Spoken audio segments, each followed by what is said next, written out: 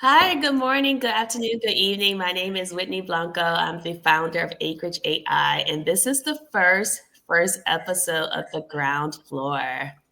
So I'm really excited to be here. Um, and yeah, I'm excited to be here. So I have one of my closest friends, Lee, on the call, and I would love for you to introduce yourself and just talk about how we met. Oh my gosh. Well, hi, all. I'm N'Deye Rosalie Niang. I go by Lee. Um, just a little bit about my background. I'm, an international community development and emergency response professional, including humanitarian, who's worked in the space of global health, humanitarian affairs, youth development, HIV/AIDS prevention, and so forth, primarily in, four corners of Africa. I met Whitney during the Ebola outbreak in the DRC. I think this was the first one, right? She actually, I was, Yeah, no, the second one. was it the second one? No. I, there have been so many, since then. But so I was working or a contractor for USAID, working to support the infection prevention and control sector, as it relates to Ebola. And eradicating transmission and so forth. And Whitney was brought in by WHO. I remember the day we met. I was working with a few of our colleagues, and then I think we were walking towards one of the paths in Goma. I forgot the name of the coordination center we worked in. Do you remember? It was a hotel. It Yes, was a proper. huge compound Yeah. like hotel. Oh my gosh, I can't believe we spent years there, and I can't Not believe I can't Caribou? remember. No. No. Kahibu, yes, it was It was Kahibu. Caribou? Yes, it was Kahibu Hotel because you got WHO was set up on one side, and then you had UNICEF set up on the opposite side, and then all the little offices of other INGO and donor supporters. But yeah, we were walking towards the car, and someone stopped. You got out, and they introduced you. I think this was. Do you remember? And I was It's just like, going it's going wow, to who be. is this radiant human being? And then found out that you would be supporting IPC. Mhm. Really excited. We just became fast friends Yeah. because you're so authentically you. And I think in this life, that's all we can ask for, people who are just genuinely themselves and who care about what they're doing and just kind of living their truth, No pretenses, nothing. You were just there, and I was just like, wow. I just admired you. I mean, I had my girl crush on you for a very long time. I think you're No. a phenomenal human being. Um, and so I was thrilled when you were working with us, but very quickly, senior leadership within WHO just saw just how tremendously talented you are.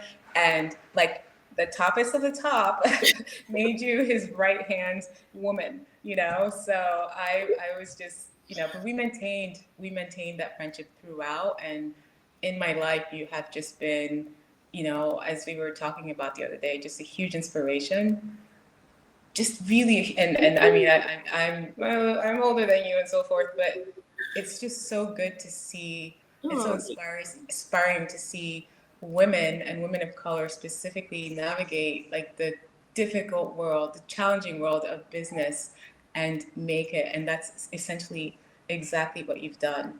And I have so much respect for you. Anyways, I love you. sweet. I'm honored that you have, presented me with an opportunity to be the first on your show. Sweet. I'm like actually like speechless because you know how like it's always a reflection, right? It's always like when I saw you, you were so kind, you were so gentle, and you were bilingual, and you were brilliant, and you move with like this. It wasn't quiet power, but it was settled power. And when you started talking about like your craft, you didn't kind of know what you were talking about. You're like, this is what we need to do. Da da da da. I'm writing this report. Da da da. Like you were just so like you were so grounded in what you did, and you were you're a great speaker, right? You're an Oh, excellent speaker. You don't know that, I don't think so, but when you speak, everyone stands still. And then sometimes she goes between English and French, and it's like it's just so like you have to be there. You have to be there. So you know, I you're the type of person that enables space for people to be who they are, right? thank you. And then, so when you're the enabling environment for people to operate well, of course, different USAID and WHO, like we will all want to work with you because of that. So Oh, I had to have you. Whenever I was at the conference this weekend and they were inspiring us to do this, I was like, I have to have you on, and we've been trying to figure out how we're going to work together. So I was like, this is a good, easy way to figure this out. Um, because we're yeah. here for Acreage. we're here for Acreage. We're here for Acreage AI, and we're here to really to kind of talk about like the things, kind of how I got to Acreage, but how I see it in an international space. And I know Lee, you like she's giving you her background. She's worked everywhere, right? So I know I'm going to start with the first question. Um, you spent decades working in international affairs and development. What originally drew you to this work, and what keeps you inspired?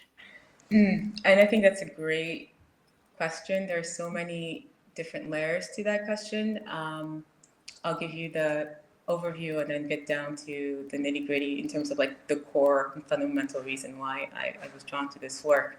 But I was drawn to international development out of a deep curiosity about people, how they adapt, organize, and create solutions in the toughest circumstances.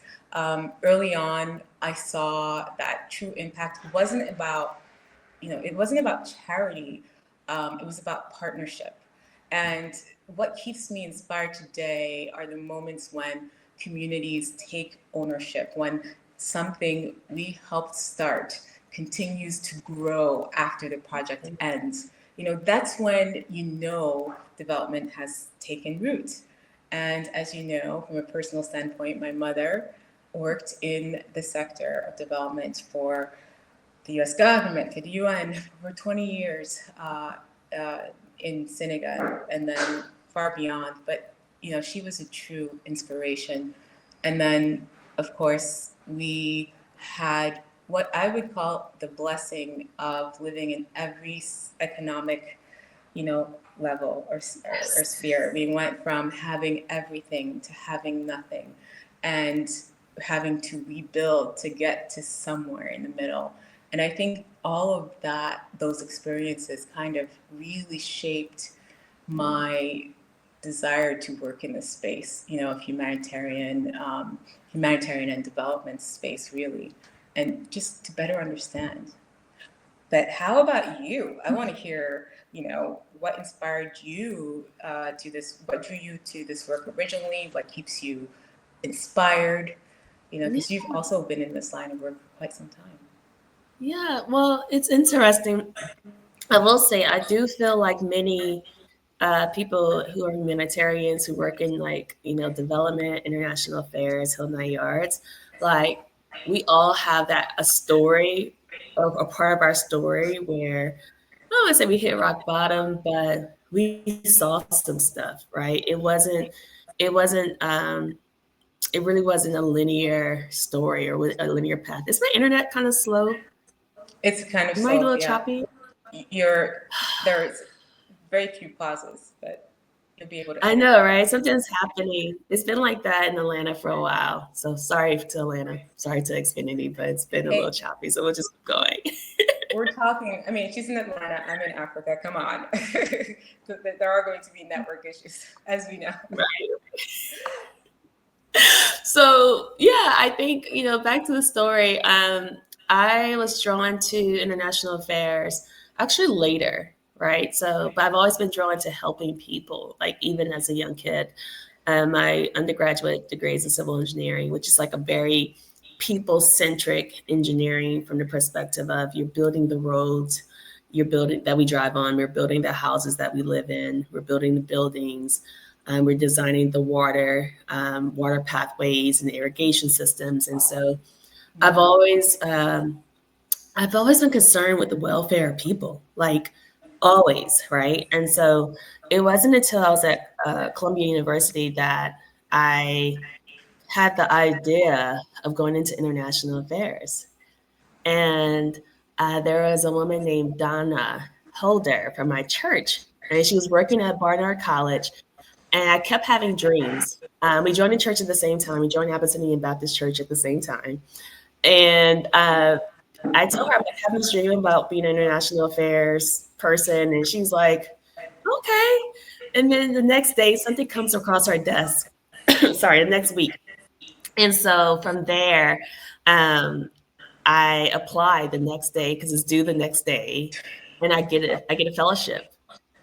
And in that fellowship, I go to Switzerland, uh, working for WHO with $412 in my pocket, and I'm an intern. And from there, I just I just jump right in.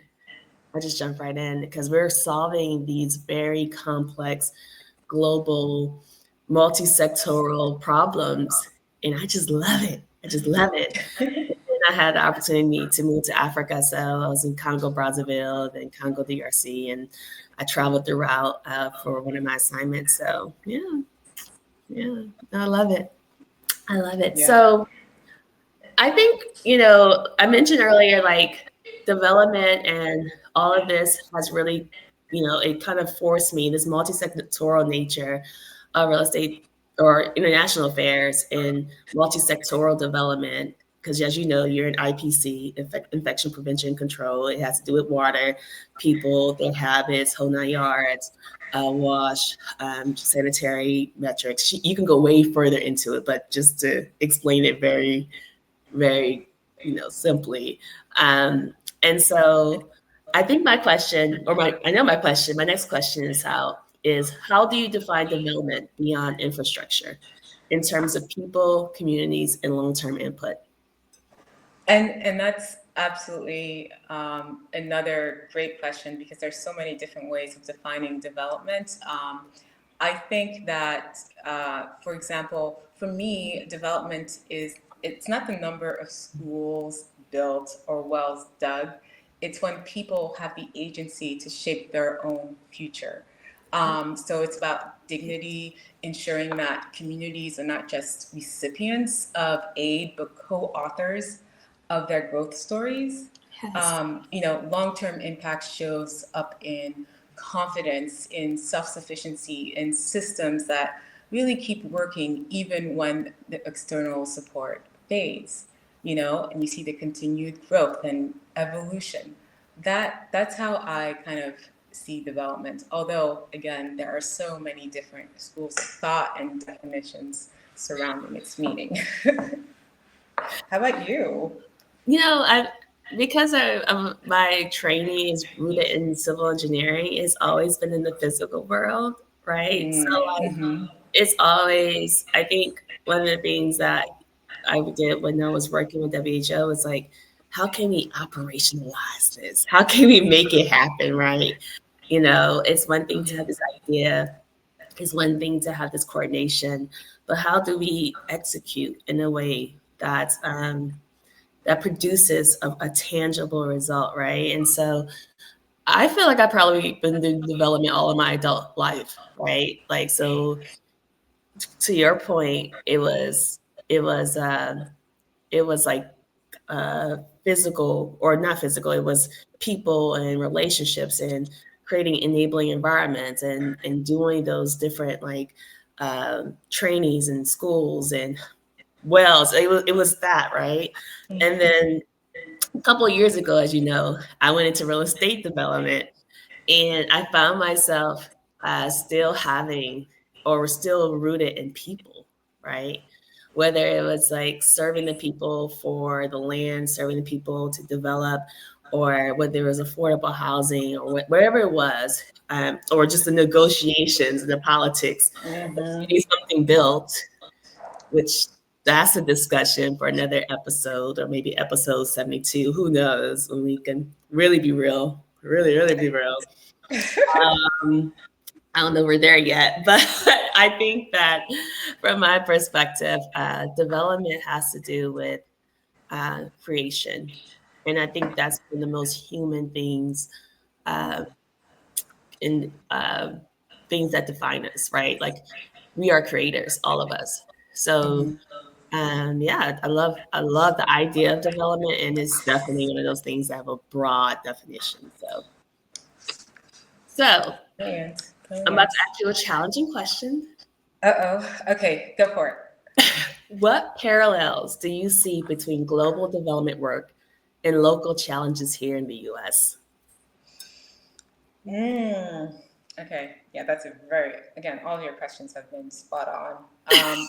So for this one, I feel like the parallels are striking. Whether you're in rural Chad or an underserved neighborhood in Atlanta, for example, the core issues, which are, in my opinion, equity, access, and trust, are the same. In both contexts, sustainable progress happens when we listen, not when we prescribe. It's about, again, meeting people where they are, understanding their lived experience, and co creating the solutions that make sense locally. Hmm. Getting that sense of ownership already Yeah, and building from there. yeah. How about you? My PhD advisor, Dr. Mindy Fulila, she always tells me, she quotes something I want to say is from 1920s William, can't think of the last name, but she always says, if people perceive something as real, even if it's not real, it's real in its consequences, right? Mm-hmm. Mm-hmm. Like all the time. And I think that whether you're doing development in Congo or you're doing development in Atlanta, people operate from their spaces, their perspectives. And so the idea of trust and the idea of even perceived equity, right? I think that plays a major part in development. It plays a major part in what people do for their land decisions, what people do for their economic development decisions. Um, so I feel like, yeah, it's we like to think that we're different, but we're not. We're not. There's such a I don't know, but we are very much connected and we're very much the same. So when the parallels, we won't get too political, but not today, episode 72. But I will say people are very much the same. Mm-hmm. It's expressed differently, but the Yeah. core is human nature. Yeah. Human nature. Um, I think our experiences are, the diverse nature and varied nature of our experiences do shape us. But, like you said, at the core, we are fundamentally the same. We just, because we come from different cultures and speak different languages and come from different countries, sometimes all of that is expressed differently. But, at the foundational root, when you peel all the layers off that onion, the core is there. Yeah. So how do we bring all of that together so that we can create and build cohesively in a way that's so constructive and that's beneficial not to one tier of the population but to everyone, so that everyone can be a homeowner, Yeah. and know how to generate their wealth and have that, so everyone has that education. And because a lot of people don't know how to even go about a saving um, for a new home, or don't even dream about the possibility of owning land so that they can build upon it, you Yeah. know, and the generational wealth that can bring about for their immediate and future progeny and so forth. Like it's just there's so much we don't know, but at the core level, we all kind of want to know the same thing, and we're all, we're part of this woven blanket that's creating. Oh, sorry, I'm just seeing everything in images, so it's really Mhm. hard to kind of put the words to it. But I sincerely believe that humanity is truly one, and if we allow ourselves to get there, Mhm. which will take a lot of work, we Mhm. can oversee any challenges. And that Mhm. would be a discussion for another podcast, including what's happening in today's America. But No, it's real. It's ego is one thing, right? Ego and greed, right? yeah, But I think and that's everywhere. That's everywhere. And it's at different spheres, different dimensions, different scales. But when you peel back the layers, people want the same thing. So, they want the same thing. They want to take care of their families. You know, I think the difference, you and I have lived in so many different contexts. And like the difference between, and sorry, the difference between working or being in Africa, what I'm experiencing here is the sense of true community where the I in me does not factor in. It's always about us, we, the mhm, whole, thinking singularly about just you and your needs, your growth. It's just that concept isn't something that's common, at least where I sit here in Dakar, Senegal. mhm. It's very much, like if you're sick, for example, when we're sick, Yes. when I'm sick, I want to cocoon in my room and take care of myself, and then I'll come out when I'm all right and say, hi, y'all. No, no, no. Here, forget it. Forget. Because you're so loved and appreciated, people will literally knock on your door and want you to come out and want to feed you and nurture you, and it's just something we're not accustomed to that, because we live in a singular, I don't know, very self-centric, Individualistic. individualistic, thank you, very individualistic society, I guess, or Mhm. world, or there's just so many different perspectives to that. I'm experiencing both, and I'm seeing where how I lived, in the, let's say in the States, doesn't really translate with how I live here, and Yeah. because here there is community and I have to open myself up to that, you know? Yeah. Um, and that can be challenging too, because as people, we don't necessarily, you have to trust, you really have to open and truly open yourself up to that. And we're not wired that way. It's interesting. I struggled a lot when I moved back to the States in 21, Mm-hmm. um, 21, 22, because I had slipped back into that sense of community. But I'm from Louisiana, from Bayou, Lafayette, Louisiana. Family's New Orleans, North Louisiana. North Louisiana, not so much, but the Bayou, we're very much more community centric, where Yeah. people can just knock on your door, be like, hey, how you doing? Let's just hang out, right? And I remember I had malaria, and all the people in the community cooked me food. They brought me honey. They would eat the food in front of me before I ate it, right? Make sure you didn't think it was poisoned. But I was on IV for like a week. I was in hospital for like an entire week. And they nurtured me. People I barely knew nurtured me. And that was that was such a real thing. So when I was living there, I had the freedom to be this authentic, caring, loving person. I mean, Mm-hmm. still sharp because we're in international affairs and we're doing what we got to do, right? Yeah. Um, but just very loving. And so sometimes I feel like that's sometimes not perceived well in development, real estate development in the US, or it's not perceived well in business. Um, but it's a balance. I'm learning. I'm learning. You're doing a slowly. great job. And no, you need to be a loving, open person to draw those kind of people towards you.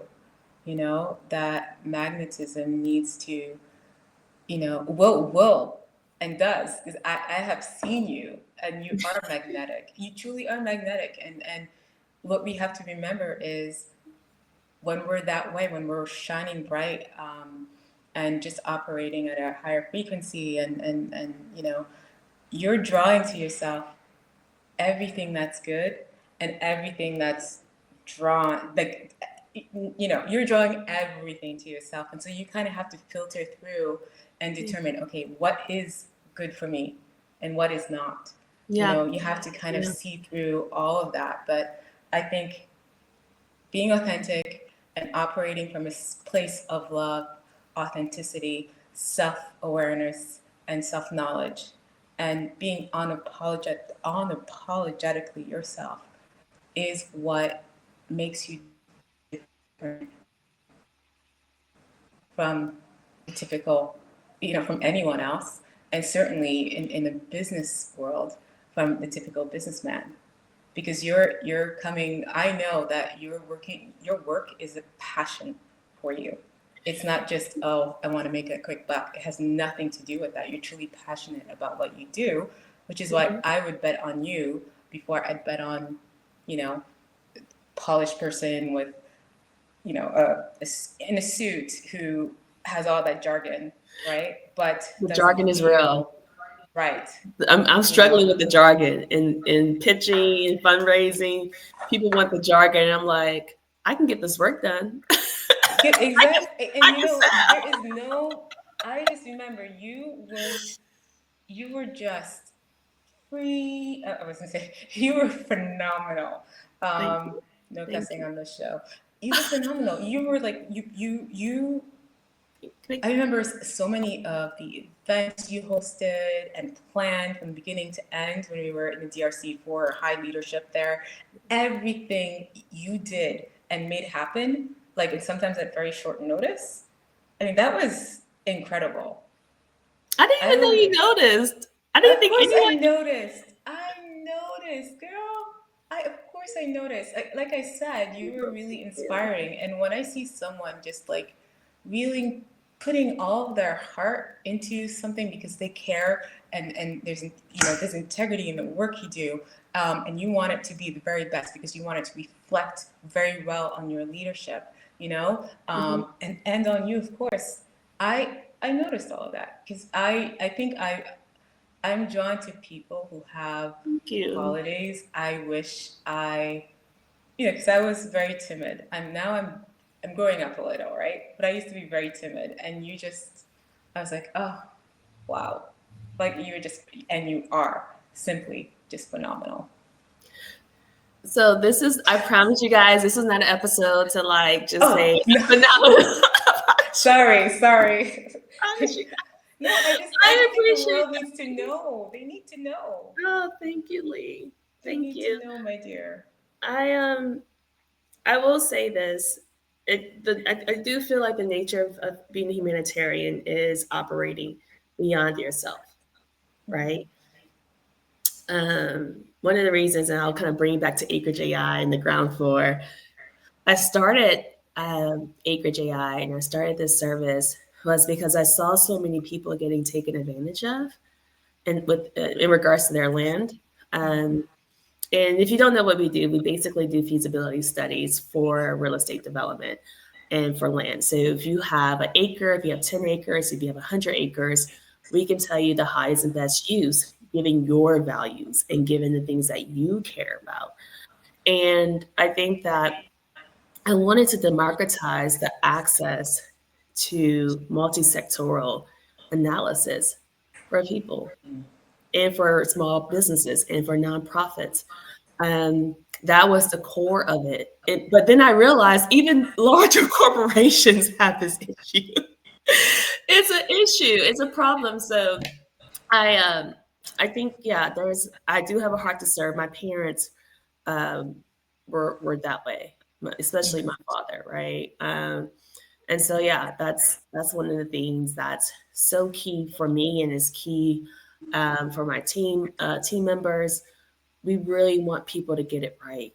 We really want them to make sound decisions, and building AI and building software that can streamline these processes, like whether it's like domestically or internationally. It's like it's really it's the heart of it is for people to make the optimal decisions for themselves, right? And for organizations to make the optimal decisions for themselves. So thank you for seeing that. But it's easy when your focus is external to operate that way and to consistently operate that way. I will say that. Yeah. Oh, and it was actually Linda who was like, Whitney, when I was really struggling moving back, she was like, just go back to who you are, Yeah. and so that's when Acreage became a thing. So Oh, you should have her on the show. You should have a session with her. She's another phenomenal. We just have phenomenal women in this space, and they need to be seen and celebrated. and I think this is the ground floor will be, I think, a place where we can talk about holistic development, right? Or holistic Mm-hmm. from a community perspective, right? Whether it's economic, real estate, whole nine yards. So sorry guys, I'm choked up. Okay. Just being real. So I think many nonprofits and community leaders want to build but lack access to good data. We just talked about this. This is kind of a natural thing. How can technology bridge that gap? Should we go to the next question? I kind of mentioned it, but um, we can answer. sure. I All mean, right. I if you want a quick, I can give you just a very quick, like I think technology can be a game changer, but only if it's accessible and contextual. The best tools simplify complexity. Platforms that visualize data, map community assets, or track impact. In real time. Allow organizations to make and people to make faster, smarter decisions, right? But beyond the tools, there has to be capacity building. Teaching teams to interpret and to act on the data so that it becomes part of their daily decision making, not Mhm. just a requirement by donors or any other. Uh, but the key also is to use it to enhance your work, your thought process, not to be 100% dependent on it. It's there to support you, and your output. Yeah. That's what I can say. But love to see what your thoughts are on that. No, it's so interesting. I'm not gonna like answer that specific question, but what I will say is people have come to me and they're like, you may take people's jobs. And I'm like, or I may increase in output, right? So like now more developments are happening because they now have the right Mm-hmm. data. So that's actually more jobs than just 3 or 4 architects. And this is like a construction crew and a surveying crew and a hydrology crew and a traffic engineer and construction workers. So I think that, it's really about creating technology that encourages development. So yeah. Yeah. Yeah. Yep. Yep. So Yep. let's see. I think we're already at 33 minutes. This is good. Um, Wow. I know, right? I know. That's pretty cool. So I think I will ask maybe 2 or 3 more questions. What lessons from the work with the UN and USAID could help local governments and nonprofits plan more effectively? Okay. First, I need to say that as a contractor, we've supported. Um, so we worked on behalf of like USAID, and we worked in partnership with the UN out in the field. Just to clarify, but didn't work directly for them. But I think. No, sorry, I made a mistake and I called UNESCO Security Council the other day, and I'm like, no, it is not the Security Council. It was a entity established by the Security Council. So sometimes language is No different. worries.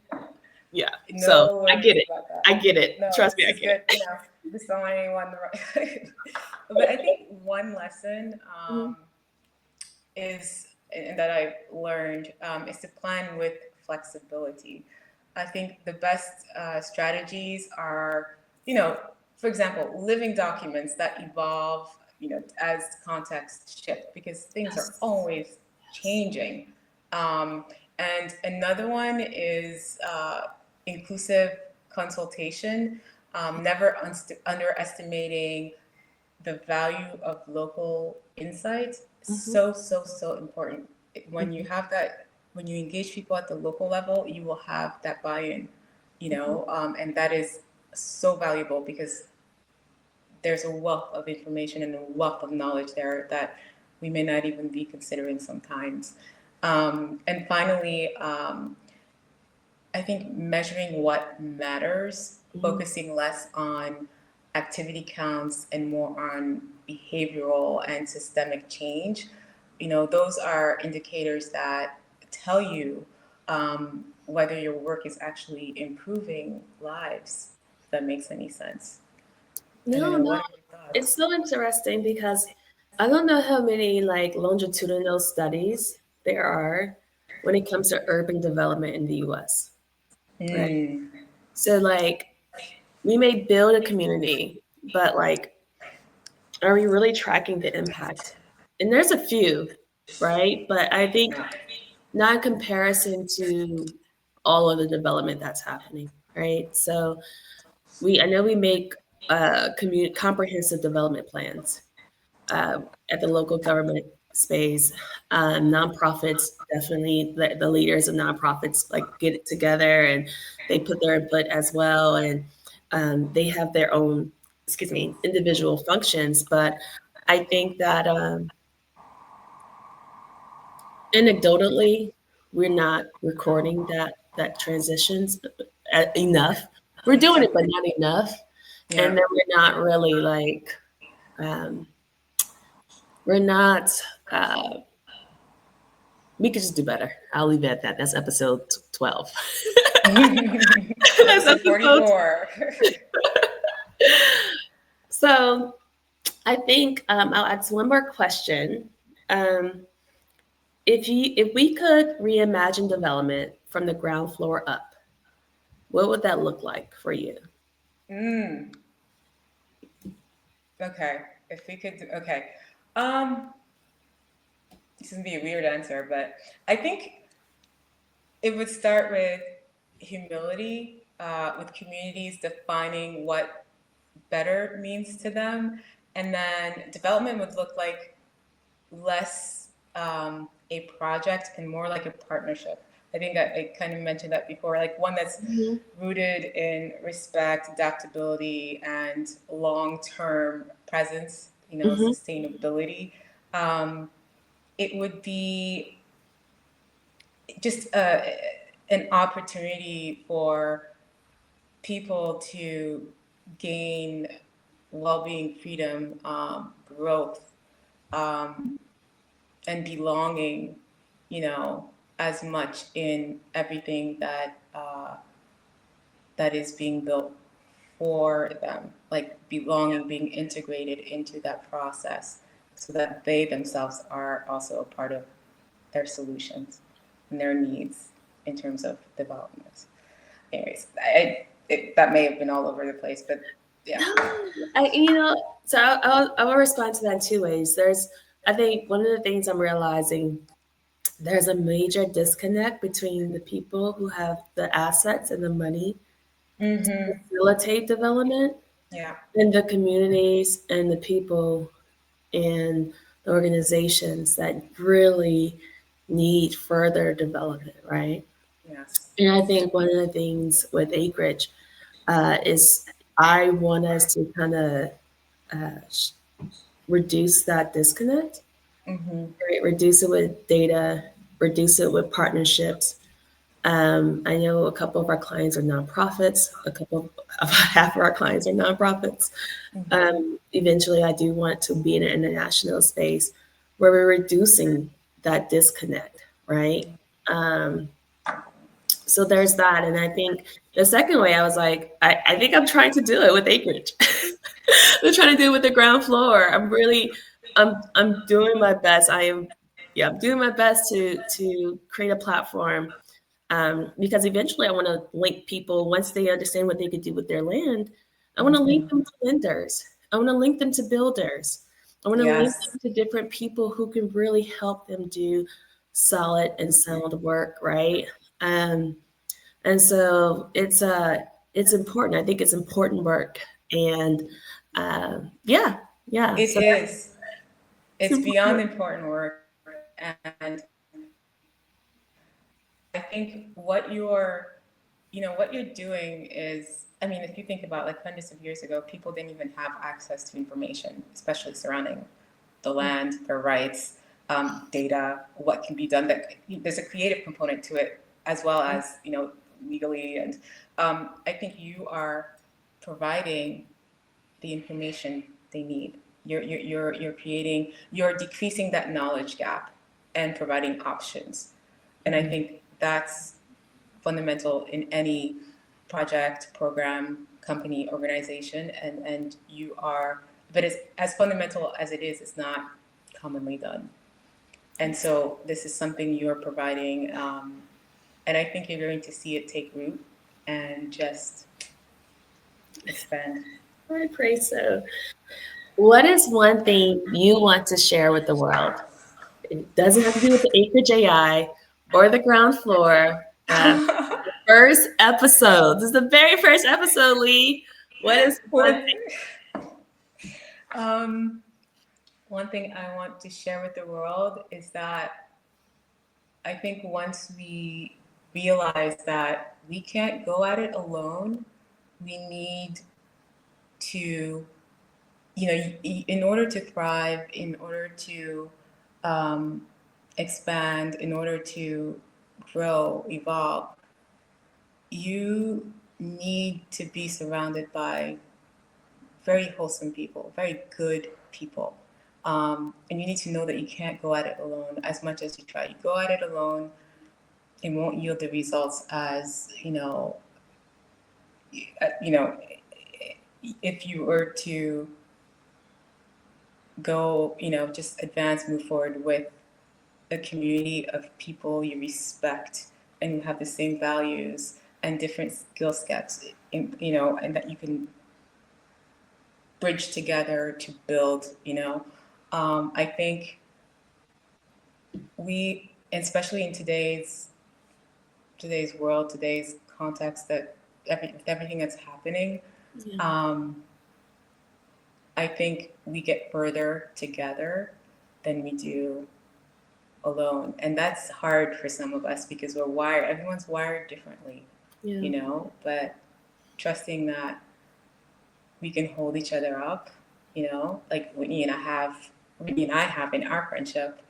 Um, that's just instrumental. It's You need that. Everyone needs that. Never think that you can do it alone because it's more sustainable, and more rewarding when you're doing it with a group of like-minded people who are as passionate as you are. Okay, that's sorry. No, I think that was a wonderful, wonderful closing message. Thank you, Lee. What about you? Thank I want you. to hear Oh, that. the one thing I would share with the world. I wanted to end it on that note, but I'm like, that's such a perfect note. One thing I want to share with the world. Mm, I would say, find your purpose. Mm, Find your purpose, and get grounded in your purpose. I think, it may express itself differently over your lifetime, but I think finding your purpose is probably one of the most rewarding experiences when you're operating in it. Like mm-hmm. it's like, whoa, and it serves other people, and it can be a good measuring stick of your decisions, right?